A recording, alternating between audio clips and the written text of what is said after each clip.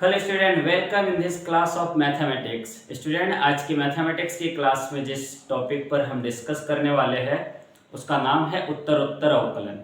Student, हम आपको बता दें कि इस टॉपिक पर पहले भी हम 2 वीडियो अपलोड कर चुके हैं और इस टॉपिक पर आज का ये अपना तीसरा वीडियो है।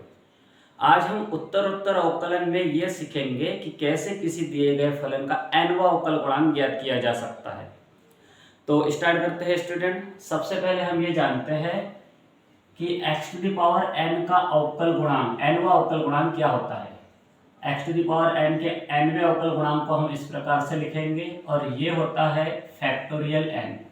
ये कैसे आया ये देखेंगे, हम इसका फॉर्मेशन देखते हैं। इसके लिए देखो हम क्या करते हैं, ये जो फलन x to the power n है इसको हम y के बराबर मान लेते हैं। माना y equals to x to the power n और इसका x के सापेक्ष उत्तरोत्तर अवकलन कर देते हैं। यहां लिखते हैं समीकरण 1 का x के सापेक्ष उत्तरोत्तर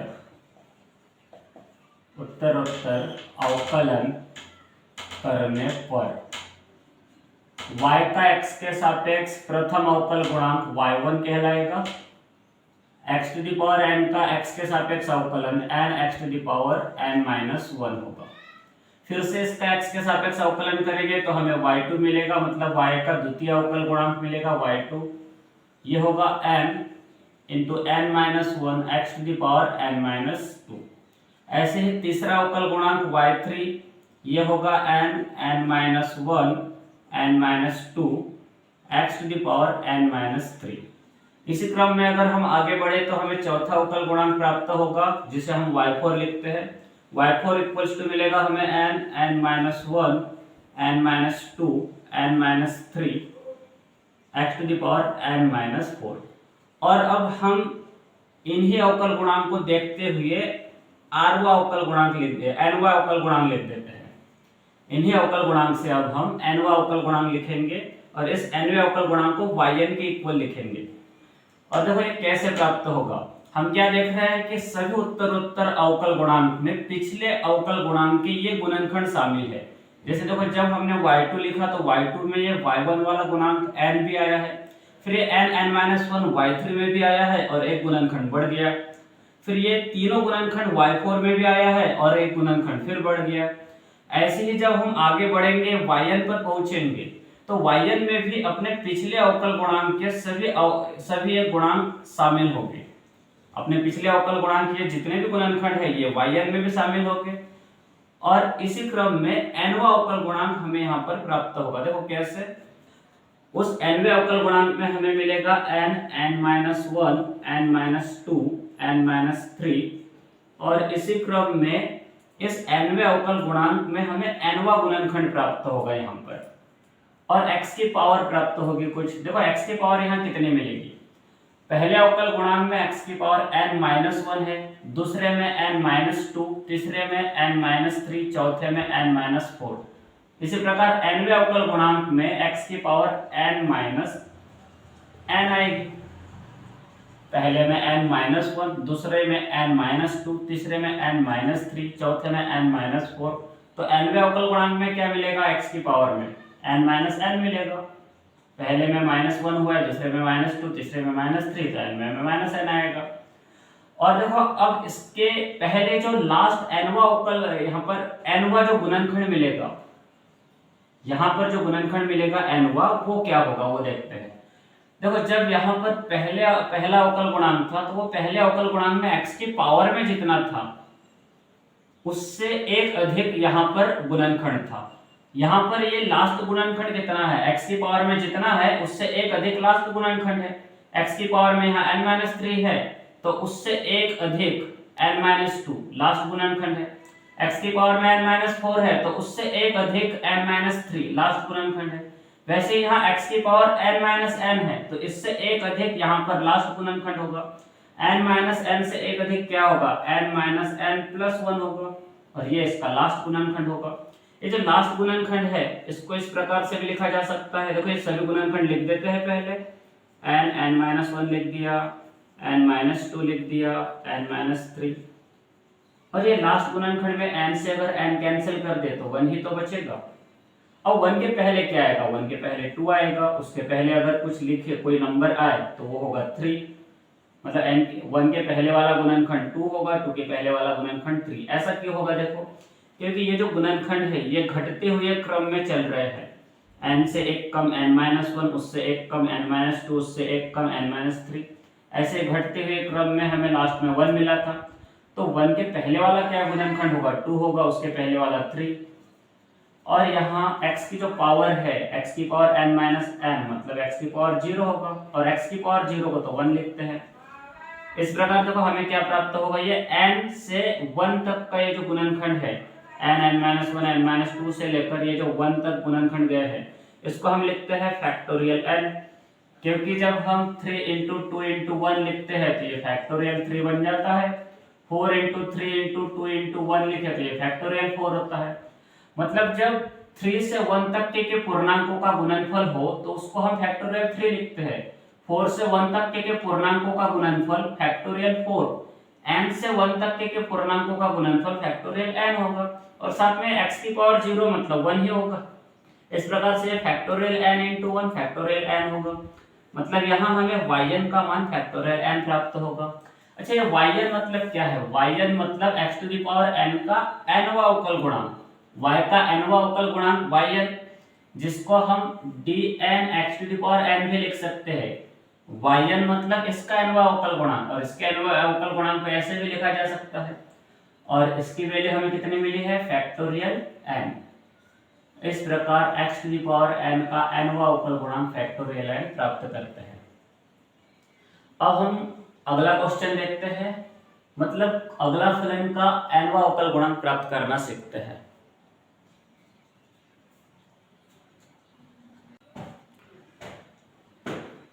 सो स्टूडेंट, अपना अगला फलन जिसका हमें nवा अवकल गुणांक ज्ञात करना सीखना है वो है ax plus b to the power m। तो इसका nवा अवकल गुणांक ज्ञात करने के लिए सबसे पहले हम इस फलन को भी y के बराबर लिख देते हैं, माना y equals to ax plus b to the power m। और इसका nवा अवकल गुणांक ज्ञात करने के लिए हम इसे समीकरण 1 देते हैं, और यहाँ लिखते हैं समीकरण 1 का x के सापेक्ष उत्तरोत्तर अवकलन करने पर, उत्तरोत्तर अवकलन करने पर y का x के सापेक्ष प्रथम अवकल गुणांक y1 का मान देखो किस प्रकार से प्राप्त होगा, ax प्लस b की पावर m का अवकलन होगा m ax प्लस b की पावर m माइनस 1, और ax प्लस b का फिर से अवकलन होगा, ax प्लस b का फिर से अवकलन मिल जाएगा हमें a। इसी प्रकार से y1 का अगर फिर से अवकलन करते हैं तो हमें y2 प्राप्त होगा, मतलब y का द्वितीय अवकल गुणांक y2 मिलेगा हमें, और वो इस प्रकार से मिलेगा m minus 1 ax plus b की पावर m माइनस 2, और यहाँ इसका फिर से अवकलन a मिलेगा, और उस a का इसमें a से मल्टीप्लाई करेंगे तो हमें a स्क्वायर मिल जाएगा। अच्छा, तो क्या किया यहाँ पर हमने, ax प्लस b जो है ये अपना फलन है और ये उसकी घात है। फलन की घात रहे तो उसका अवकलन करने के लिए हम घात को सामने लिखते हैं, फिर फलन की घात एक कम कर देते हैं और फलन का फिर से अवकलन करते हैं। ax प्लस b का फिर से अवकलन a था, और उस a का इस a में मल्टीप्लाई करके हमने यहाँ a स्क्वायर लिख दिया। इसका फिर से x के सापेक्ष अवकलन करते हैं, जिससे हमें y3 मिल जाएगा। देखो y3 क्या होगा, ये m इंटू m माइनस 1, ये तो एज इट एज रहेगा, कांस्टेंट है, और ax plus b to the power m minus 2 का अवकलन क्या होगा, इसका अवकलन होगा m minus 2 ax plus b to the power m minus 3, और ax प्लस b का फिर से अवकलन a होगा, और उस a का इस a स्क्वायर से मल्टीप्लाई करके यहाँ पर हम लिख देंगे a क्यूब। और अब हम इन्हीं अवकलजों पे से nवा अवकल गुणांक लिख देंगे, और देखो वो कैसे लिखेंगे। हमें इन्हीं अवकलज को देखकर nवा अवकल गुणांक लिखना है। जब हमने पहला अवकलन प्राप्त किया तो उसमें हमें गुणांक के रूप में, गुणनखंड के रूप में m मिला, मतलब इसका एक गुणनखंड m मिला। दूसरे अवकल गुणांक में दो दो गुणनखंड आ गए m(m-1), तीसरे अवकल गुणांक में 3 गुणनखंड आए। ऐसे ही जब हम nवां अवकल गुणांक लिखेंगे तो उसमें इस प्रकार के n गुणनखंड होंगे, और वो n गुणनखंड देखो क्या होंगे, हर गुणनखंड में, हर अगले गुणनखंड में पिछले, हर अगले अवकल गुणांक में पिछले अवकलज के गुणनखंड शामिल है। y2 में y1 के गुणनखंड शामिल है, y2 में y1 का ये m भी शामिल है। जब हम y3 में गए तो हमें y2 के ये दोनों गुणनखंड भी मिले और साथ में एक नया गुणनखंड मिला। ऐसे ही जब हम y4 प्राप्त करेंगे तो उसमें ये गुणनखंड भी शामिल होंगे, m(m-1), m-2 तो रहेगा ही, उसमें एक गुणनखंड बढ़ जाएगा और वो क्या होगा, वो होगा m-3, ax + b to the power m-4 आएगा और a टू द पावर 4 आ जाएगा y4 में। मतलब हम क्या देख रहे हैं कि हर पिछले अवकल गुणांक के जो गुणनखंड है वो अगले अवकल गुणांक में शामिल है। हर अवकल गुणांक में पिछले अवकल गुणांक के गुणनखंड शामिल है। y4 में y3 के सभी गुणनखंड आ गए हैं, y3 में y2 के सभी गुणनखंड आए हैं। ऐसे ही जब हम आगे बढ़ेंगे तो nवें अवकल गुणांक में भी पिछले अवकलज के सभी गुणनखंड शामिल होंगे। मतलब ये सभी गुणनखंड nवें अवकल गुणांक में भी होंगे। ये हो गए m(m-1), m-2), m-3, ये सभी गुणनखंड nवें अवकल गुणांक में भी शामिल होंगे। और इस प्रकार nवें अवकल गुणांक में टोटल इस प्रकार के n गुणनखंड शामिल होंगे, क्योंकि चौथे अवकल गुणांक में 4 गुणनखंड है, तीसरे में 3 गुणनखंड है, दूसरे में 2 गुणनखंड है, पहले में 1 गुणनखंड है। तो इसी प्रकार से nवें में n गुणनखंड हो गए। हमें ये पता लगाना है कि इसका nवां गुणनखंड क्या होगा। तो देखो स्टूडेंट, इसका nवां गुणनखंड क्या होगा। जब हमने y1 लिखा तो गुणनखंड m तक गया, y2 में गुणनखंड m(m-1) तक गया, y3 में m-2 तक गया, y4 में m-3 तक गया। ये जो लास्ट गुणनखंड है इस पे ध्यान देना है। जब यहाँ 4 था तो m में से 3 माइनस हुआ, 3 था तो m में से 2 माइनस हुआ, 2 था m में से 1 माइनस हुआ। मतलब जिस क्रम का गुणनखंड है उससे एक कम m में से माइनस हो रहा है लास्ट गुणनखंड में। तो यहाँ पर भी लास्ट गुणनखंड में m में से कितना माइनस करना होगा। जब चौथे गुणनखंड में 3 माइनस किया था, तीसरे गुणनखंड में 2 माइनस हुआ था, तो nवें अवकल गुणांक में लास्ट गुणनखंड में से n में से एक कम माइनस होगा, मतलब n-1 माइनस होगा। और साथ में x की पावर देखो कितनी रहेगी। यहाँ 3 माइनस हुआ था तब, अच्छा यहाँ x नहीं होगा, यहाँ पर पावर किसकी रहेगी, ax + b की पावर रहेगी। और उसकी पावर में m में से कितना माइनस होगा ये देखना पड़ेगा हमें। जब यहाँ 3 था तो m में से 4 माइनस हुआ, मतलब चौथे अवकल गुणांक में 4 माइनस हुआ था m में से। तीसरे अवकल गुणांक में 3 माइनस हुआ था, दूसरे अवकल गुणांक में 2 माइनस हुआ था। ये nवां अवकल गुणांक है तो इसमें n माइनस होगा। और अब a की पावर देख लेते हैं कितनी होगी। पहले अवकल गुणांक में a की पावर 1 थी, दूसरे में 2 थी, तीसरे में 3 थी, चौथे में 4 है और nवें में a की पावर n होगी। ये nवां अवकल गुणांक लिखना है तो थोड़ा ध्यान से लिखना होगा। हमें क्या करना होगा स्टूडेंट, इन सभी अवकलजों को देखकर ही हमें nवां अवकल गुणांक लिखना होगा। हमें देखना होगा कि इसके पहले आने वाले जितने भी अवकल गुणांक थे उसमें ये गुणनखंड किस प्रकार से आए हुए थे, किस क्रम में आए हुए थे। पहले अवकल गुणांक में m आया था, दूसरे में m(m-1), तीसरे में m-2 तक चला ये गुणनखंड, चौथे में ये गुणनखंड m-3 तक चले। और जब nवां अवकल गुणांक लिखेंगे तो उसमें ये गुणनखंड कहां तक आएगा, ये देखने के लिए हम इनसे इस nवें अवकल गुणांक के इन गुणनखंडों का अनुमान लगाएंगे। देखो कैसे, पहले अवकल गुणांक में एक गुणनखंड था, दूसरे में 2, तीसरे में 3, चौथे में 4 गुणनखंड थे, nवें में n गुणनखंड हो गए। और उन n गुणनखंड में ये पिछले गुणनखंड शामिल हो गए, क्योंकि सभी अवकल गुणांक में पिछले अवकल गुणांक के सभी गुणनखंड शामिल है। तो इसमें भी पिछले अवकल गुणांक के सभी गुणनखंड शामिल हो गए और ऐसे टोटल n गुणनखंड हो गए इसमें। इसका nवां गुणनखंड क्या होगा, इसका पता हमें इन सभी अवकल गुणांकों के आखिरी गुणनखंड से चलेगा। देखो इसका आखिरी गुणनखंड ये है, इसका आखिरी गुणनखंड ये है, इसका आखिरी गुणनखंड ये है। दूसरे अवकलन में आखिरी गुणनखंड में m में से 1 माइनस हुआ था, तीसरे में आखिरी गुणनखंड देखना है। तीसरे में m में से 2 माइनस हुआ था, चौथे में m में से 3 माइनस हुआ। मतलब जिस क्रम का अवकलज है उससे एक कम m में से माइनस हो रहा है आखिरी गुणनखंड में। तो ये nवें क्रम का अवकलज है, तो इसके आखिरी गुणनखंड में m में से कितना माइनस होगा? n से एक कम माइनस होगा। n से एक कम क्या होगा? n minus 1। तो nवें गुणनखंड में n से एक कम माइनस करना है m में से हमें, तो n से एक कम n माइनस 1 होता है, तो हम m में से n माइनस 1 माइनस कर देंगे।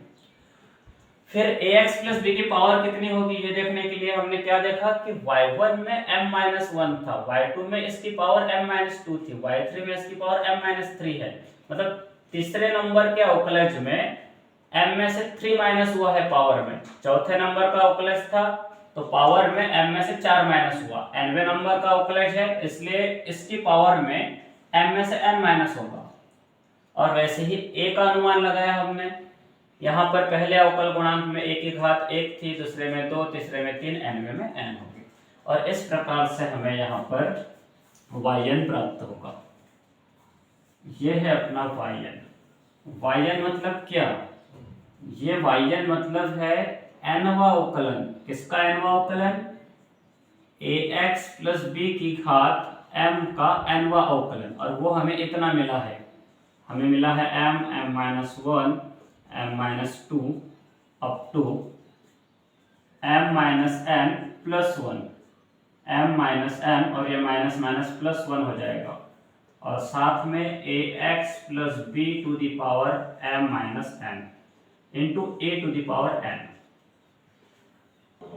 सो स्टूडेंट, इस प्रकार से हमने ax plus b to the power m का nवा अवकल गुणांक ज्ञात कर लिया। अब स्टूडेंट देखो, इसी nवें अवकल गुणांक को हम थोड़ा रीअरेंज करके लिखेंगे। तो देखो कैसे लिखेंगे, पहले इसे मिटा देते हैं। आप चाहो तो इसका स्क्रीनशॉट ले सकते हैं स्टूडेंट। चलो अब इसे मिटाकर हम इसे रीअरेंज करके लिखते हैं। देखिए कैसे लिखेंगे हम। इसे मिटा देते हैं।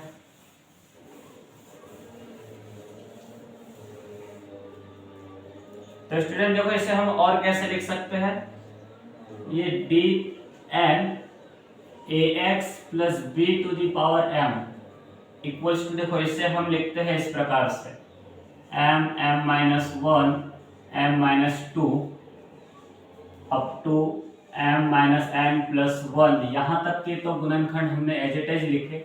साथ में हम लोग क्या करने जा रहे हैं, इसमें कुछ गुणनखंडों का गुना करते हैं और उतने ही गुणनखंडों का हर में, मतलब उतने ही गुणनखंडों से हम यहाँ पर भाग भी दे देंगे। यहाँ पर हम गुना कर रहे हैं m माइनस n का, m माइनस n माइनस 1 का, और ये गुणनखंड लास्ट में लिखते हैं 3 to 1। मतलब हमने m माइनस n से लेकर 3 to 1 तक के गुणनखंडों का यहाँ गुना किया है। इतने ही गुणनखंडों से यहाँ हम भाग भी दे देते हैं। m minus n plus 1 into 3 to 1, और साथ में यहाँ पर इंटू में देखो क्या है, ax plus b to the power है m माइनस n, और इंटू में a to the power n है, इंटू में a to the power n। यहाँ लिख देते हैं a to the power n। ये a to the power n इसके इंटू में है। इसे आगे बढ़ाते हैं। देखो स्टूडेंट, ये जो गुणनखंड है ये सभी गुणनखंड पूर्णांकों का गुणनफल है, और ये पूर्णांक कहां से कहां तक है, ये है m से लेकर 1 तक पूर्णांकों का गुणनखंड है। ये मतलब m से लेकर 1 तक के पूर्णांकों का ये गुणनफल है। जब हम 3 से 1 तक के पूर्णांकों का आपस में गुना करते हैं तो हमें फैक्टोरियल 3 मिलता है। मतलब 1 से 3 तक के पूर्णांकों का गुणनफल फैक्टोरियल 3 होता है। 1 से 4 तक के पूर्णांकों का गुणनफल फैक्टोरियल 4 होता है। वैसे ही 1 से m तक के पूर्णांकों का ये जो गुणनफल है ये हो जाएगा फैक्टोरियल m। और इसी प्रकार से इसके हर में 1 से m-1 तक के पूर्णांकों का गुणनफल है, ये होगा फैक्टोरियल n-1, मतलब n-1 फैक्टोरियल। और इसके इंटू में क्या था, इसके इंटू में था ax plus b to the power m-n, और इंटू में था a to the power n। मतलब हम nवा अवकल गुणांक इस प्रकार से भी लिख सकते हैं ax प्लस बी का ax प्लस बी की घात m का nवा अवकल गुणांक ऐसे भी लिखा जा सकता है। सो स्टूडेंट आई होप कि ये सब समझ में आया होगा आपको। अब हम इसी टाइप का अगला क्वेश्चन देखते हैं, मतलब किसी अगले फलन का, किसी नए फलन का nवा अवकल गुणांक ज्ञात करना सीखते हैं। सो स्टूडेंट अगला जो फलन है वो है ax plus b to the power n, और अब हम इसका nवा अवकल गुणांक प्राप्त करना सीखेंगे। मतलब हम ये देखेंगे कि ax plus b to the power n का nवा अवकल गुणांक क्या होगा।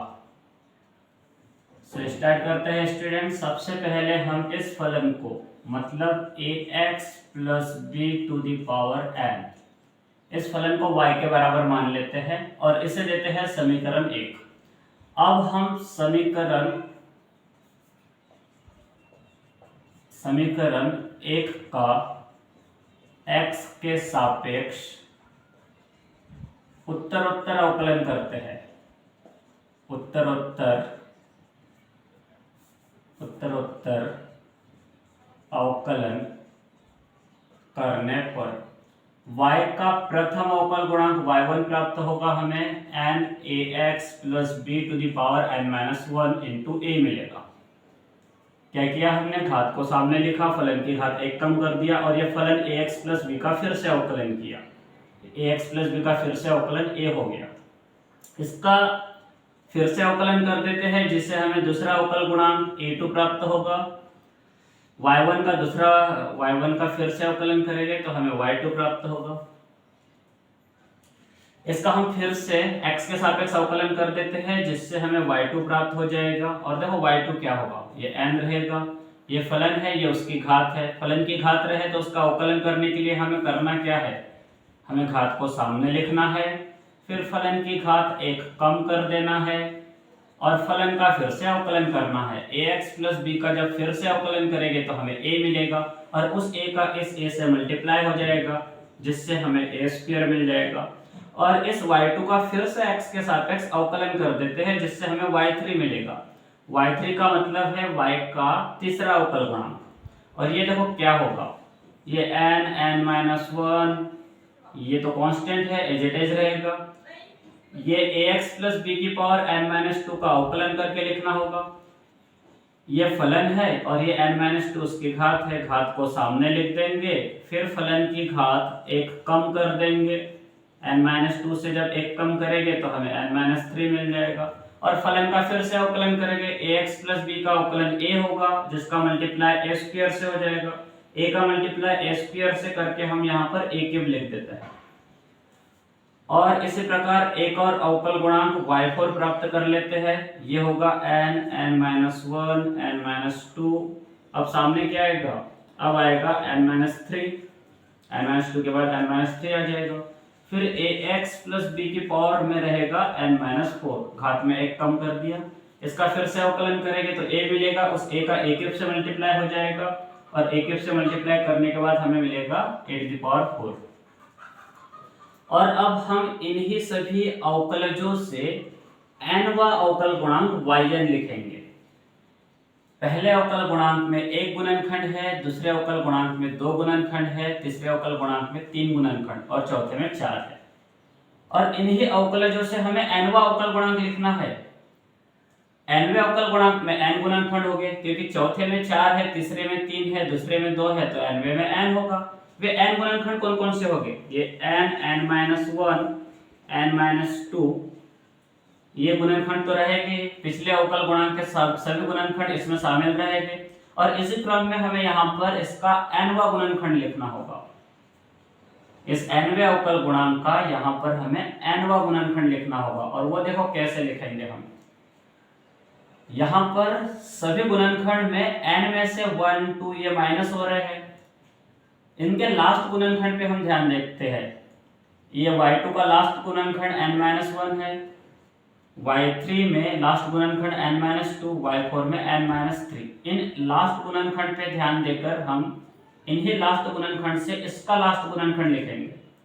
देखो y2 जब था तो लास्ट गुणनखंड में 1 माइनस हुआ था n में से, y3 में n में से 2 माइनस हुआ था, y4 में 3 माइनस हुआ था। मतलब जिस क्रम का अवकल गुणांक है उससे एक कम n में से माइनस हो रहा है लास्ट गुणनखंड में। ये nवें क्रम का अवकलन है, तो यहाँ n में से एक कम माइनस करना पड़ेगा लास्ट गुणनखंड में से। n में से एक कम माइनस कर देते हैं, यहाँ n में से एक कम n-1 होगा और यहाँ पर n में से हम n-1 को माइनस कर देंगे। y4 में 4 से एक कम 3 माइनस हुआ n में से, y3 में 2 माइनस हुआ, y4 में 3 माइनस हुआ, ऐसे yn में n-1 को माइनस करना पड़ेगा। और अब ax प्लस b की पावर देखो कितनी होगी, ax प्लस b की पावर देखना है। y2 में n-2 थी पावर, y3 में n-3, y4 में n-4 और यहाँ yn में n-n आ जाएगा। 4 में -4 था, n में -n आएगा। और ऐसे ही a की घात लिखते हैं, यहाँ पर y1 में a की घात 1 थी, y2 में 2 है, y3 में 3 है, yn में n हो जाएगी। और इसे आगे बढ़ाते हैं, देखो ये क्या होगा, ये होगा n इंटू n-1 n-2 और लास्ट वाला गुणनखंड nवा गुणनखंड क्या है, ये nवा गुणनखंड है 1। अच्छा स्टूडेंट, इसके पहले क्या हो सकता है, इसके पहले 2 होगा और 2 के भी पहले 3 होगा। और ऐसे गुणनखंड बढ़ते हुए क्रम में, इधर साइड से अगर देखें तो गुणनखंड बढ़ते हुए क्रम में है और लास्ट गुणनखंड है n। इधर साइड से अगर देखें हम, देखो यहाँ पर n से इधर से अगर देखते हैं तो गुणनखंड घट रहे हैं और इधर से अगर देखें तो गुणनखंड बढ़ रहे हैं। और यहाँ पर देखो ax प्लस b की पावर 0 हो जाएगी और a की पावर n। और इसी को हम इस प्रकार से भी लिख सकते हैं, yn इक्वल्स टू लिखते हैं फैक्टोरियल n और साथ में ax plus b to the power 0, ax plus b to the power 0 का मतलब 1 होता है और इनटू में a to the power n। ये 1 का तो कोई मतलब है ही नहीं है, 1 into a to the power n, a to the power n ही होगा। तो इसको इस टाइप से लिख देते हैं। इस प्रकार से हमें ax प्लस b का nवा अवकल गुणांक इतना प्राप्त हुआ। ये yn मतलब क्या है, ये yn मतलब इसका nवा अवकल गुणांक है, y का मतलब इसका nवा अवकल गुणांक। तो इसके nवे अवकल गुणांक को हम इस टाइप से लिख सकते हैं, yn की जगह हम लिखते हैं dn ax plus b to the power n और इसका मान हमें मिला है factorial n into a to the power n। ये हो गया ax plus b to the power n का nवा अवकल गुणांक। सो स्टूडेंट, इस प्रकार से हमने ax plus b to the power n का भी nवा अवकल गुणांक प्राप्त कर लिया। अब देखते हैं कुछ और फलन और कुछ और फलनों का nवा अवकल गुणांक। ये जो अभी nवा अवकल गुणांक हम प्राप्त कर रहे हैं, ये बेसिक फॉर्मूलास है। जिन फलनों का nवा अवकल गुणांक प्राप्त कर रहे हैं, इन फलनों के nवें अवकल गुणांक का प्रयोग करके हम नए फलनों का nवा अवकल गुणांक ज्ञात करना सीखेंगे। सो स्टूडेंट, और भी कुछ फलन है जिनका अवकल गुणांक हमें ज्ञात करना है। देखते हैं अगला फलन क्या है। सो स्टूडेंट, अपना अगला फलन है e to the power ax। अब हमें इस e to the power ax का nवा अवकल गुणांक ज्ञात करना है। तो देखो कैसे ज्ञात करेंगे। सबसे पहले हम इस e to the power ax को y के बराबर लिख देते हैं और हम अब इसका मतलब समीकरण 1 का x के सापेक्ष उत्तरोत्तर अवकलन कर देते हैं। उत्तरोत्तर अवकलन करने पर y का पहला अवकलन y1 ये मिलेगा a e to the power ax। फिर से जब इसका अवकलन करेंगे तो हमें y2 मिलेगा a square e to the power ax, y3 मिलेगा a cube e to the power ax। और इसी क्रम में जब हम nवा अवकल गुणांक प्राप्त करेंगे, मतलब yn प्राप्त करेंगे, तो वो क्या मिलेगा हमें a to the power n e to the power ax। ये कैसे मिल गया, देखो y1 में a की पावर 1 है, y2 में 2 है, y3 में 3 है, तो yn में a की पावर n होगी और साथ में e to the power ax तो सभी में है, मतलब yn में भी होगा। और इस प्रकार से हमें इस y का मतलब e to the power ax का nवा अवकल गुणांक इतना प्राप्त हो गया। इसे चाहे तो हम इस प्रकार से भी लिख सकते हैं, e to the power ax का nवा अवकल गुणांक nth derivative of e to the power ax is a to the power n e to the power ax। देखते हैं अगला फलन अब। इसके बाद देखो अगला फलन क्या है। सो स्टूडेंट, अपना अगला फलन है a to the power x और इसका अब हमें nवा अवकल गुणांक ज्ञात करना है। तो फिर से पिछली प्रोसेस के अनुसार हम इसको y के इक्वल लिख देते हैं और इसका x के सापेक्ष उत्तर अवकलन करते हैं। इसका पहला अवकलन होगा y1, y का अवकल गुणांक y1, और ये क्या होगा a to the power x का अवकलन होता है a to the power x log a। इसका फिर से x के सापेक्ष अवकलन करेंगे तो हमें y2 मिलेगा। यहाँ पर log a तो अचर है, ये तो एज इट इज रहेगा, log a as it is रहेगा। और a to the power x का अवकलन क्या होगा, a to the power x log a होगा। इस प्रकार से ये क्या मिलेगा हमें, log a into log a, ये हो जाएगा log a का स्क्वायर। log a अचर था, ये जैसे का वैसा रहा, और a to the power x का अवकलन हो गया a to the power x log a, ये log a into log a हो गया log a का स्क्वायर। ऐसे ही जब हम y3 प्राप्त करेंगे तो क्या मिलेगा, y3 में मिलेगा हमें a to the power x log a का क्यूब। y2 में log a का स्क्वायर आया था, y3 में log a का क्यूब आएगा। और ऐसे ही अगर हम y4 लिखें तो y4 में हमें मिलेगा a to the power x log a to the power 4। और इसी क्रम में जब हम आगे बढ़कर yn लिखेंगे तो yn में हमें क्या मिलेगा, a to the power x मिलेगा, और यहाँ मिलेगा log a की पावर n, log a की पावर n मिलेगा। क्यों, क्योंकि दूसरे अवकल गुणांक में log a की पावर 2 थी, तीसरे में 3 थी, चौथे में 4 है, तो nवें अवकल गुणांक में log a की पावर n आएगी यहाँ पर। और इस प्रकार से हमें यहाँ पर a to the power x का, y का मतलब a to the power x का nवा अवकल गुणांक मिल गया। इस nवें अवकल गुणांक को हम इस प्रकार से लिख देते हैं, a to the power x का nवा अवकल गुणांक a to the power x log a to the power n होता है। अब देखते हैं अगला फलन। अगले फलन का अवकलन करेंगे। अब हम अगले फलन का nवा अवकल गुणांक प्राप्त करेंगे। स्टूडेंट, अपना अगला फलन है ax प्लस b का इनवर्स और इसका हमें nवा अवकल गुणांक प्राप्त करना है। तो सबसे पहले हम इस फलन को y के बराबर मान लेते हैं। माना y equals to ax plus b का इनवर्स। इसे समीकरण 1 देते हैं और इसका x के सापेक्ष उत्तर अवकलन करते हैं। y का x के सापेक्ष प्रथम अवकल गुणांक y1, ये क्या होगा, ये होगा -1 ax plus b to the power -2, और ax प्लस b का फिर से अवकलन होगा a। ये फलन है और ये उसकी पावर है, पावर को सामने लिखा, फिर फलन की पावर 1 कम कर दिया और फलन का फिर से अवकलन कर दिया। ax प्लस b का अवकलन हुआ a। इसका फिर से x के सापेक्ष अवकलन करते हैं जिससे हमें y2 मिलेगा, और y2 में देखो क्या मिलेगा हमें, ये -1 तो कांस्टेंट है, एज इट इज रहेगा।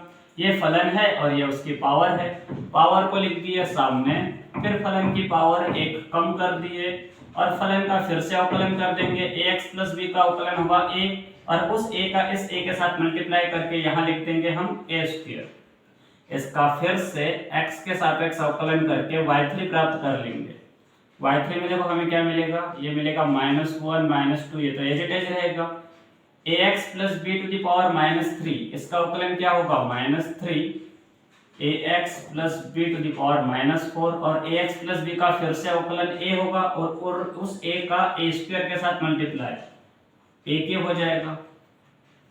और इसी क्रम में जब हम इस अवकलन की प्रक्रिया को बार बार दोहराएंगे तो हमें nवा अवकल गुणांक yn प्राप्त होगा। जब हम इसी प्रोसेस को n बार करेंगे तो हमें yn मिल जाएगा, और yn में देखो हमें क्या मिलेगा। अच्छा देखो, yn लिखने से पहले इन अवकलजों को हम थोड़ा सा रीअरेंज करके लिखते हैं।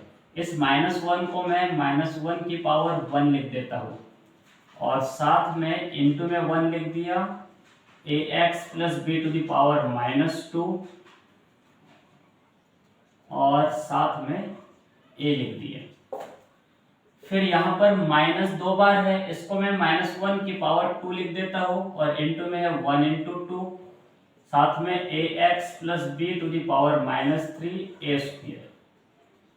यहाँ -3 बार है, मतलब ये -1 टू दी पावर 3 है, इंटू 1 2 3 है, साथ में ax plus b to the power -4 a to the power 3 है। और इन्हीं अवकलजों से हम nवा अवकल गुणांक लिखेंगे। देखो कैसे, पहले अवकल गुणांक में -1 की पावर 1 है, दूसरे में -1 की पावर 2 है, तीसरे में -1 की पावर 3 है, तो nवे में -1 की पावर n होगी। पहले अवकल गुणांक में 1 आया है, दूसरे में 1 इंटू 2 है, तीसरे में 1 इंटू 2 इंटू 3 है, मतलब ये तीसरे अवकल गुणांक में 3 तक गुणनखंड गए हैं। ये 3 पूर्णांकों का गुणनफल है।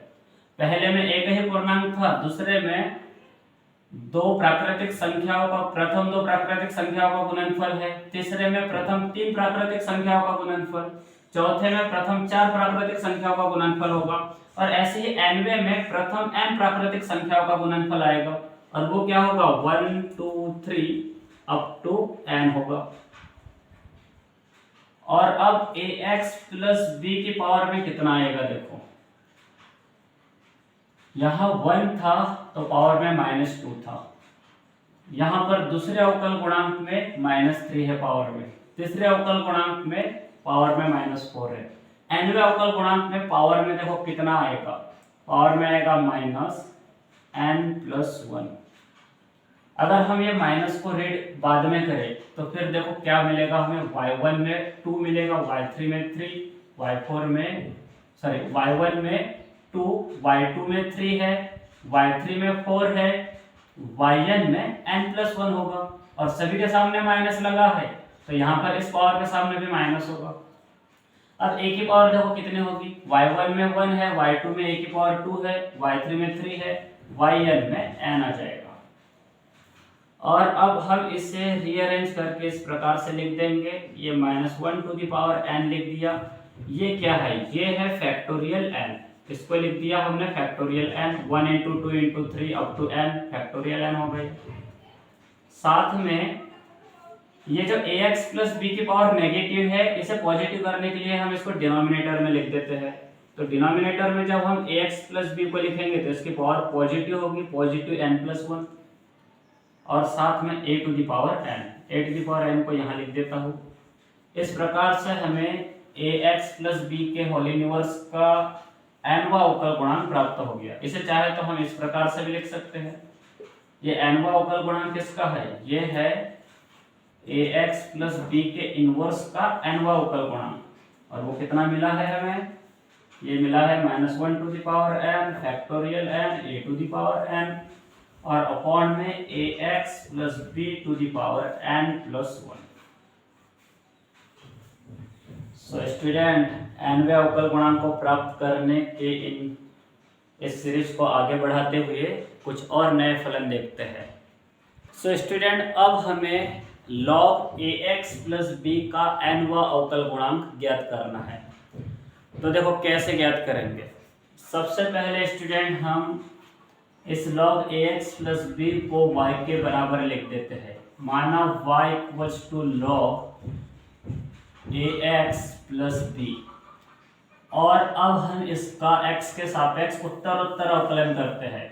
y का x के सापेक्ष पहला अवकलन y1, ये देखो क्या होगा, ये log है और log का ये फलन log फलन, और स्टूडेंट ध्यान रहे जैसे log x का अवकलन 1/x होता है, वैसे ही अगर log फलन है तो उसका अवकलन होता है 1/फलन, और यह फलन का फिर से अवकलन होता है। log फलन का 1/फलन, फलन का फिर से अवकलन। वैसे ये log है और ये अपना फलन है, log फलन का अवकलन लिख दिया हमने 1/फलन, और यह फलन ax प्लस b का फिर से अवकलन, ax प्लस b का अवकलन हो जाएगा a, और इसे हम रीअरेंज करके इस प्रकार से लिखेंगे। a को तो हमने पहले लिख दिया, और ये 1/ax प्लस b क्या है, ये ax प्लस b का इनवर्स है, इसको ax प्लस b का इनवर्स लिख दिया। अब इसका फिर से हम x के सापेक्ष अवकलन करते हैं तो हमें y2 मिल जाएगा। y2 क्या होगा, देखो a तो कांस्टेंट है, ये फलन है और ये उसकी पावर है, और इसका x के सापेक्ष अवकलन लिखना है। पावर को हमने लिख दिया सामने, फिर फलन की पावर 1 कम कर देते हैं, और फलन का फिर से अवकलन करेंगे, ax प्लस बी का फिर से अवकलन a होगा और उस a का इस a के साथ मल्टीप्लाई हो जाएगा जिससे ये a स्क्वायर हो जाएगा। फलन की पावर रहे तो हम क्या करते हैं अवकलन करने के लिए पावर को सामने लिखते हैं, फिर फलन की पावर एक कम कर देते हैं और फलन का फिर से अवकलन करते हैं। ax प्लस बी का फिर से अवकलन a होगा और उस a का इस a के साथ मल्टीप्लाई कर दिया तो हमें a स्क्वायर मिल गया। अब हम इसका फिर से इसका x के सापेक्ष अवकलन करते हैं, y2 का x के सापेक्ष अवकलन y3 हो जाएगा, मतलब हमें तृतीय अवकल गुणांक मिलेगा। और ये कितना आएगा, ये आएगा a square minus 1 as it is रहेगा, इसका x के सापेक्ष अवकलन, इसका x के सापेक्ष अवकलन होगा -2ax plus b to the power -3 और ax प्लस b का फिर से अवकलन होगा, वो होगा a और उस a का इस a स्क्वायर से मल्टीप्लाई करेंगे तो हमें a क्यूब मिल जाएगा। ऐसे ही y4 लिख देते हैं, y4 में देखो क्या आएगा, y4 में आएगा a to the power 4 -1 -2 -3 ax plus b to the power आएगा -4। और अब हम इन्हीं अवकलजों से जब हम आगे बढ़ेंगे और इस प्रोसेस को बार बार दोहराते रहेंगे तो इस प्रोसेस को n बार दोहराने के बाद हमें nवा अवकल गुणांक yn मिलेगा। और वो yn देखो कैसे मिलेगा, yn इस प्रकार से मिलेगा। हमें yn को लिखने के लिए इन्हीं अवकलजों को देखना होगा और इन्हीं अवकलजों से हम yn लिखेंगे। देखो कैसे, पहला अवकलन था, मतलब पहला अवकल गुणांक था उसमें a आया है, दूसरे अवकल गुणांक में a की पावर 2, तीसरे में 3 है, चौथे में 4 है, nवें अवकल गुणांक में a की पावर n होगा। पहले अवकल गुणांक में a की पावर 1 है, दूसरे में 2 है, तीसरे में 3, चौथे में 4, तो nवें में n होगा। अब ये गुणनखंड देखते हैं, दूसरे अवकल गुणांक में -1 है और इस -1 को हम चाहे तो इस प्रकार से लिख सकते हैं। इस दूसरे अवकल गुणांक को हम रीअरेंज करके लिख रहे हैं, ये हो जाएगा a स्क्वायर -1 की power 2 -1 into ax plus b की पावर -2। इसे भी रीअरेंज करके लिखते हैं। अच्छा देखो यहाँ इंटू में 1 लिख दिया हमने, इसको जब रीअरेंज करके लिखेंगे तो क्या मिलेगा, a cube as it is रहेगा, ये 2 बार माइनस है, इसको लिखते हैं -1 की पावर 2 और -1 की पावर 2 को 3 -1 लिखते हैं, पावर 2 को हम 3 -1 लिख रहे हैं। ये -1 की पावर 2 है, मतलब माइनस 2 बार है ना, उसको हमने -1 की पावर 2 लिखे और -1 की पावर 2 को हमने -1 की पावर 3 -1 लिखा, 3 -1 मतलब 2। अब इंटू में क्या बचेगा, इंटू में रहेगा 1 2 और साथ में रहेगा ax प्लस b की पावर -3। ये a टू दी पावर 4 लिख दिए, यहाँ 3 बार माइनस है, इसे लिखे हमने -1 की पावर 3 और -1 की पावर 3 को इस प्रकार से लिख रहे हैं, 3 को लिखते हैं 4 -1 और ये 1 इंटू 2 इंटू 3 लिख देते हैं, 1 इंटू 2 इंटू 3 और साथ में ax plus b to the power -4। और इन्हीं अवकलजों से अब हम nवा अवकल गुणांक लिखते हैं। देखो यहाँ पर a की पावर n आएगा, क्यों, क्योंकि दूसरे में a की पावर 2 है, तीसरे में a की पावर 3 है, चौथे में a की पावर 4 है, तो nवें में a की पावर n आएगा। ये दूसरे अवकल गुणांक में -1 की पावर 2 -1 है, तीसरे में 3 -1 है, चौथे में 4 -1, तो nवें में क्या आएगा, nवें में n -1 आएगा। दूसरे अवकल गुणांक में 2 -1, तीसरे में 3 -1, चौथे में 4 -1, nवें में n -1। उसके बाद देखो इसके बाद जो गुणनखंड है उनको लिखते हैं। ये तीसरे अवकल गुणांक में देखो 2 गुणनखंड है और चौथे में 3 गुणनखंड है, वैसे ही nवें में n-1 गुणनखंड हो गए, क्योंकि जिस क्रम का अवकलज है उससे एक कम गुणनखंडों की संख्या है। चौथे क्रम में 3 ही गुणनखंड है, तीसरे में 2 ही गुणनखंड है, nवें में n-1 गुणनखंड हो गए। और वो n-1 गुणनखंड देखो क्या क्या हो गए, वो हो गए 1 2 3 अप टू n-1, ये हो गए n-1 गुणनखंड। उसके बाद हम ax प्लस b की पावर लिखते हैं। देखो यहाँ पर दूसरे अवकल गुणांक में पावर में -2 था, तीसरे में -3, चौथे में -4 और nवें में आएगा -n। अब इसे रीअरेंज करके लिखते हैं। देखो स्टूडेंट, इसे रीअरेंज करके कैसे लिखेंगे, ये yn लिखा और yn इक्वल्स टू लिखते हैं a to the power n -1 to the power n-1 और ये क्या होगा, यहाँ से यहाँ तक ये जो गुना है ये गुणनफल होगा फैक्टोरियल n-1, मतलब n-1 फैक्टोरियल हो जाएगा ये, और साथ में ये जो है ax प्लस बी की पावर माइनस n, इसे हम हर में लिखते हैं। हर में ax प्लस बी की पावर प्लस n हो जाएगा, ऊपर माइनस n है, जब इसको नीचे लिखेंगे मतलब हर में लिखेंगे तो पावर प्लस n हो जाएगी। और इस प्रकार से हमें यहाँ पर ये nवा अवकल गुणांक प्राप्त हो जाएगा। ये किसका nवा अवकल गुणांक है? ये है log ax प्लस बी का nवा अवकल गुणांक, और ये हमें प्राप्त हुआ है -1 to the power n minus 1 a to the power n minus n minus 1 factorial upon ax plus b to the power n। So student, इसी प्रकार से आप देखते हैं अगले फलन को। अगले फलन का nवा अवकल गुणांक ज्ञात करना सीखेंगे। देखते हैं कौन सा फलन है अगला फलन। सो स्टूडेंट, अब हम sin ax प्लस बी और cos ax प्लस बी का nवा अवकल गुणांक ज्ञात करना सीखते हैं। सबसे पहले हम sin ax प्लस बी का nवा अवकल गुणांक ज्ञात करते हैं। हम sin ax प्लस बी को y के इक्वल मान लेते हैं। माना y equals to sin ax plus B, और अब हम इस समीकरण का x के सापेक्ष उत्तरोत्तर अवकलन कर देते हैं। यहाँ लिखेंगे हम समीकरण 1 का x के सापेक्ष उत्तरोत्तर अवकलन करने पर y का x के सापेक्ष प्रथम कोटि का अवकलज y1 प्राप्त होगा हमें। sin ax प्लस बी का अवकलन होगा cos ax प्लस बी, और ax प्लस बी का फिर से अवकलन होगा, x प्लस बी का अवकलन होगा a। साइन फलन का cos फलन और फलन का फिर से अवकलन होता है, ax प्लस बी का फिर से अवकलन a होगा। अच्छा स्टूडेंट, ये जो हमें मिला है इसे आप चाहे तो इस प्रकार से भी लिख सकते हो, a लिख दिया, और cos ax प्लस बी को लिखते हैं हम sin pi by 2 plus ax plus b.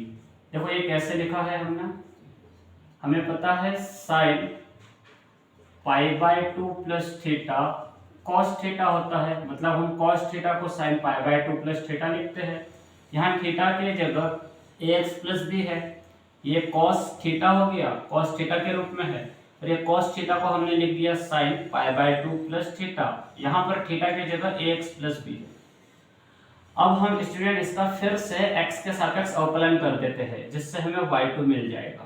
देखो y2 क्या होगा, a तो कांस्टेंट है, एज इट इज रहेगा। sin फलन का अवकलन होता है cos फलन, फलन क्या है अपना pi by 2 plus ax plus B, और ये फलन pi by 2 plus ax plus B का फिर से अवकलन होगा। पाई बाय 2 का 0 होगा, ax का अवकलन a होगा और b का अवकलन 0 होगा, मतलब पाई by 2 plus ax plus b का फिर से अवकलन a होगा, और उस a का इस a में मल्टीप्लाई कर देंगे तो हमें a स्क्वायर मिल जाएगा। इसे फिर से हम इस फॉर्मूला के थ्रू लिखते हैं a square sine pi by 2 plus ax plus b, sine pi by 2 plus theta cos theta, मतलब कॉस थीटा को हम sine pi by 2 plus theta लिख सकते हैं। इस बार यहाँ पर थीटा के जगह इतना है, थीटा की जगह है पाई by 2 plus ax plus b, ये अपना थीटा हो गया, और ये cos थीटा, हमने cos थीटा को लिखा है sin pi by 2 plus theta. और इसे अगर हम फिर से लिखे रीअरेंज करके तो इस प्रकार से लिखना होगा हमें पाई बाय 2 प्लस पाई बाय 2, ये हो जाएगा 2 पाई by 2 plus ax plus b। इसका फिर से x के सापेक्ष अवकलन कर देते हैं तो हमें y3 मिल जाएगा। y3 में देखो कैसे मिलेगा हमें y3, a स्क्वायर तो एज इट इज रहेगा, फिर से ये साइन फलन वाली कंडीशन आ गई। साइन फलन का अवकलन होगा cos फलन, फलन देखो कितना है 2 पाई by 2 plus ax plus b, और ये फलन का फिर से अवकलन होगा ax 2 pi by 2 plus ax plus b का फिर से अवकलन a होगा, और उस a का इस a के साथ जब मल्टीप्लाई करेंगे तो हमें a क्यूब मिल जाएगा। और इसे फिर से हम साइन में कन्वर्ट कर देते हैं। cos थीटा को हम साइन में क्या लिखते हैं, cos थीटा को हम साइन में लिखते हैं sine pi by 2 plus theta, theta की जगह यहाँ पर है 2 पाई by 2 plus ax plus b, इतना है थीटा अपना, ये cos थीटा, इसे लिखा हमने sine pi by 2 plus theta, ये अपना थीटा की जगह इतना है। इसे फिर से अगर हम लिखे रीअरेंज करके तो इस प्रकार से लिखना होगा हमें, a cube sign 3 pi by 2 plus ax plus b लिखना होगा, और ये है अपना y3।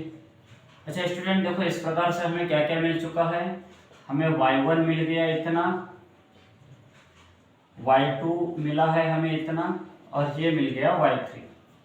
अब हम इस प्रोसेस को अगर n बार दोहराए, मतलब हम इसी प्रोसेस को आगे बढ़ाकर n बार n वें अवकलज पर पहुंच जाए तो हमें yn मिलेगा। इस प्रोसेस को जब n बार दोहराएंगे तो yn मिलेगा, और yn का मान देखो हम कैसे लिखेंगे, yn का मान हम इन्हीं अवकलजों पे से लिखेंगे। जैसे y1 में a की पावर 1 आया है, y2 में a की पावर 2 आया है, ये y2 है अपना, और y2 में a की पावर 2 मिला है हमें, y3 में a की पावर 3 मिला है, वैसे ही yn में a की पावर n मिल जाएगा हमें। सभी में साइन है, देखो y1 का भी मान हमने साइन के रूप में लिखा है, y2 का भी मान साइन के रूप में, y3 का भी मान साइन के रूप में लिखा है, तो फिर yn का भी तो मान साइन के रूप में ही आएगा। अब यहाँ इस साइन के एंगल में मतलब यहाँ पर क्या आएगा वो देखते हैं। देखो y1 में 1 पाई बाय 2 आया है, y2 का जो मान है, अच्छा ये y2 है अपना, y2 के मान में 2 पाई बाय 2 आया है, और y3 के मान में 3 पाई बाय 2, तो yn के मान में n पाई बाय 2 आ जाएगा। y1 में 1 पाई बाय 2, y2 में 2 पाई बाय 2, y3 में 3 पाई बाय 2, yn में n पाई बाय 2, और ax प्लस b तो सभी अवकलजों में आया है, तो ax प्लस b nवें अवकलज में भी आएगा, और इस प्रकार से हमें साइन ax प्लस b का nवां अवकल गुणांक प्राप्त होगा। इसे चाहे तो हम इस प्रकार से भी लिख सकते हैं, साइन ax प्लस b का nवां अवकल गुणांक a to the power n sine n pi by 2 plus ax plus b है। इसी प्रकार स्टूडेंट हम cos ax प्लस b का nवां अवकल गुणांक प्राप्त करेंगे। तो आप चाहो तो इसका स्क्रीनशॉट ले सकते हो, फिर हम cos ax प्लस b का nवां अवकल गुणांक प्राप्त करते हैं। सो स्टूडेंट मिटा दे इससे, तो देखो आगे बढ़ते हैं, और अब हम cos ax प्लस b का nवां अवकल गुणांक ज्ञात करते हैं। यहां पर साइन की जगह आ जाएगा cos, अब y का मान लिखते हैं हम cos ax प्लस b, और इसका x के सापेक्ष उत्तरोत्तर अवकलन कर देते हैं। इसका जब x के सापेक्ष उत्तरोत्तर अवकलन करेंगे तो सबसे पहले हमें y1 मिलेगा। y1 देखो क्या होगा, cos फलन का अवकलन होता है माइनस साइन फलन, और फलन का फिर से अवकलन होता है ax प्लस b का फिर से अवकलन करेंगे तो हमें a मिलेगा। इसे हम इस प्रकार से लिख देते हैं, इसे हम लिखते हैं a तो लिख दिया। अच्छा देखो ये माइनस साइन थीटा जैसा है, ये माइनस साइन थीटा को हम लिख सकते हैं cos pi by 2 plus theta. cos pi by 2 plus theta होता है minus sine theta, because cos pi by 2 plus theta equals to minus sine theta होता है, मतलब हम माइनस साइन थीटा को लिख सकते हैं cos pi by 2 plus theta. तो ये cos pi by 2 plus theta जो है ये माइनस साइन थीटा की वैल्यू है। इसे फिर से आगे बढ़ाते हैं, y1 का फिर से x के सापेक्ष अवकलन करते हैं जिससे हमें y2 मिलेगा। ये a एज इट एज रहेगा, cos फलन का अवकलन होगा, फिर से a तो एज इट एज रहेगा, cos फलन का अवकलन माइनस साइन फलन, ये फलन है अपना pi by 2 plus ax plus b, और फलन का फिर से अवकलन पाई by 2 plus ax plus b का फिर से अवकलन a होगा, और उस a का इस a के साथ मल्टीप्लाई करेंगे a स्क्वायर मिलेगा। इसे फिर से cos में कन्वर्ट कर देते हैं, तो जब इसे cos में कन्वर्ट करेंगे तो हमें मिलेगा a square cos pi by 2 plus theta. Theta मतलब कितना, थीटा की जगह अपने पास है पाई by 2 plus ax plus b, और इसे हम इस प्रकार से लिखेंगे, ए स्क्वायर लिख दिए, कॉस इसे लिखते हैं 2π/2 plus A X plus B, और इसका फिर से x के सापेक्ष अवकलन कर देते हैं। y2 का फिर से x के सापेक्ष अवकलन करेंगे तो हमें मिलेगा y3 देखो क्या होगा, ए स्क्वायर तो एज इट इज रहेगा, कॉस फलन का अवकलन फिर से माइनस साइन फलन होगा, कॉस फलन का अवकलन माइनस साइन फलन, और फलन का फिर से अवकलन 2π/2 plus A X plus B का फिर से x के सापेक्ष अवकलन a होगा, और उस a का इस ए स्क्वायर में मल्टीप्लाई करेंगे तो a क्यूब मिल जाएगा। इसे जब हम फिर से cos में कन्वर्ट करेंगे तो हमें मिलेगा यहाँ पर a क्यूब cos 3π/2, अच्छा देखो यहाँ पर इसको स्टेप से लिखते हैं, cos π/2 plus 2π/2 plus A X plus B, minus sine theta को लिखा हमने cos π/2 प्लस थीटा। इसे फिर से रीअरेंज करके लिख देते हैं, ये π/2 प्लस 2π/2 ये हो जाएगा 3π/2 plus A X plus B. और स्टूडेंट इस प्रोसेस को अगर हम ऐसे ही n बार दोहराए तो हमें nवा अवकल गुणांक yn मिलेगा। और देखो yn में हमें क्या मिलेगा, y1 में हमें a की पावर 1 मिला, y2 में a की पावर 2 मिला, y3 में a की पावर 3 मिला, तो हमें yn में a की पावर n मिलेगा। और सभी का अवकलन मतलब सभी अवकलजों में हमने मान जो लिखा है अवकलजों का वो cos के रूप में लिखा है, y1 को भी cos के रूप में लिखा है, y2 को भी हमने cos के रूप में लिखा, y3 को भी cos के रूप में लिखा, तो yn भी cos के रूप में ही मिलेगा हमें। फिर देखो यहाँ पर क्या आएगा, y1 में 1π/2 आया है, y2 में 2π/2, y3 में 3π/2 आया है, तो yn में nπ/2 आएगा। y1 में 1π/2, y2 में 2π/2, y3 में 3π/2, yn में nπ/2। और सभी के मान में ax प्लस b आया है, y1 में भी ax प्लस b आया है, y2 में भी x प्लस b है, y3 में भी है, तो yn में भी आ जाएगा ax प्लस b। और इस प्रकार से हमें yn प्राप्त हो जाएगा, मतलब cos ax प्लस b का nवा अवकल गुणांक प्राप्त होगा। इसे चाहे तो हम इस प्रकार से भी लिख सकते हैं, इसे लिखते हैं हम cos ax प्लस b का nवा अवकल गुणांक nth derivative of cos ax plus b equals to a to the power n cos nπ/2 plus ax plus b। So student आज की क्लास में इतना ही, फिर कल मिलते हैं हम, कल मतलब इसके बाद वाली क्लास में मिलते हैं। और इसके बाद वाली क्लास में हम आज जितने भी फॉर्मूलाज हमने जनरेट किए हैं, जितने भी फॉर्मूलाज का फॉर्मेशन किया है, इन सभी फॉर्मूला के यूज से नए फलनों का nवा अवकल गुणांक ज्ञात करना सीखेंगे। So student thanks for watching this video. अब कल देखते हैं, अगले क्लास में देखते हैं, मिलते हैं स्टूडेंट।